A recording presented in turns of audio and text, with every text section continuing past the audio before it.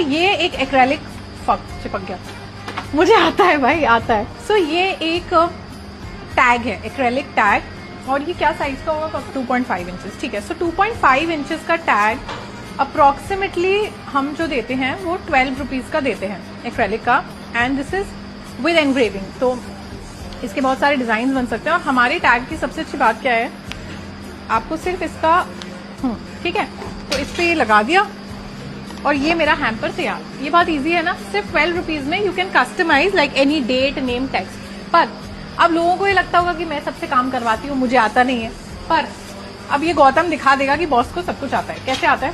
पहले इस पे ही टेप लगा देते हैं ना। सो ये एक एक्रेलिक चिपक गया, मुझे आता है भाई, आता है। ये एक्रेलिक शीट है, ठीक है, जिसका टैग बनेगा। तो इसको चिपकने वाली बनाने के लिए 3X का टेप लेते हैं शीट पे, और शीट पे स्ट्रेट लगा देंगे।